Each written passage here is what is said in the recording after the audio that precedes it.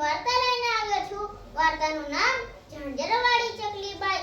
એક નગર હતું. તે નગરના રાજાએ બંધાવેલા બગીચામાં ઘણા બધા પંખીઓ રહેતા હતા. ત્યાં પણ એક ચકલી પર રહેતી હતી. એકવાર ચકલી ચાણતી ચાણતી ફરતી હતી ત્યારે તેણે એક ઝાંઝર મળ્યું. આ તો મને બહુ ગમે એમ કહી એણે પગમાં ઝાંઝર પહેરી લીધું. થોડા દિવસો બાદ રાજા બગીચામાં ફરવા માટે આવ્યા. રાજાએ ચકલીબાઈના પગમાં ઝાંઝર જોયું. ચકલીબાઈ રાજા સામુ જોઈને ફૂલાઈને કહેવા લાગી, હું તો ઝાંઝરવાળી ચકલીબાઈ, મને કોઈથી કાંઈ ના કહેવાય, કોઈની પાસે ના હોય તેવું મારા પગમાં ઝાંઝર શોભે.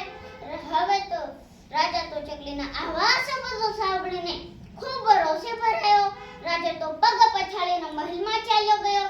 બીજા દિવસે રાજા પાછા બગીચામાં ફરવા માટે આવ્યા અને ચકલી ફરી પાછી કહેવા લાગી, હું તો ઝાંઝરવાળી ચકલીબાઈ, મને કોઈથી કાંઈ ના કહેવાય, કોઈની પાસે ના હોય તેવું મારા પગમાં ઝાંઝર શોભાય.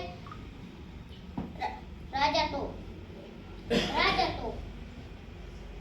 આ સાંભળી ખૂબ ખીજાયો. રાજા તો ચકલીનો ઝાંઝર તેનું ઝાંઝર તેના પગમાંથી આંચકી લીધું. ચકલી બોલી, રાજા તો ભિખારી, મારું ઝાંઝર લઈ લીધું, તેને મેં લેવા દીધું, મેં તેને કઈ ના કીધું. હવે તો રાજા બરાબર ન ખીજાયો. રાજા તો ચકલીનું ઝાંઝર આપા ફેંક્યું. ચકલી બોલી, રાજા મારાથી ભીનો, મારું ઝાંઝર પાછું દીધું. રાજા મારાથી ભીનો, મારું ઝાંઝર પાછું દીધું. હવે તો રાજા બરાબર ન ખીજાયો અને સિપાહીઓને કહ્યું કે આ ચકલીને પકડી તેનામાંથી મુંડો કરાવી બગીચામાંથી બહાર કાઢી મૂકો. સિપાહીઓએ ચકલીના માથે મુંડો કરી દીધો. પણ ચકલી વટમાં બોલી કે હે રાજા, તારા માથે મુંડો ના કરાવ તો મારું નામ ઝાંઝરવાળી ચકલીબાઈ નહીં. રાજા રોજ મંદિરે જાય અને ભગવાન પાસે પોતાનું ભલું થાય એવું માંગે. રોજની જેમ આજે પણ રાજા મંદિરમાં આવ્યા અને બે હાથ જોડીને કહ્યું કે હે ભગવાન, મારું ભલું કરજો. ભગવાનના મંદિરમાં છુપાયેલી ચકલી બોલી કે હે રાજા, તારું ભલું નહીં થાય. રાજા કહે, કેમ ભગવાન, મારો શું ગુનો છે?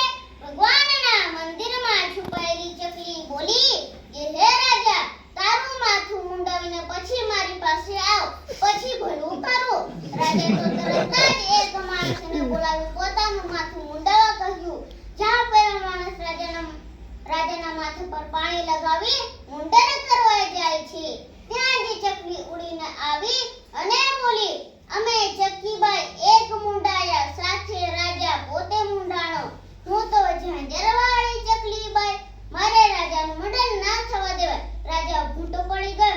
રાજાએ ચકલીબાઈની માફી માંગી. ચકલીબાઈએ પણ આવું અભિમાન ન કરવાની પ્રતિજ્ઞા લીધી. તે દિવસથી રાજાના બગીચામાં ચકલી છૂટથી ફરવા લાગી. જય હિન્દ, જય ભારત.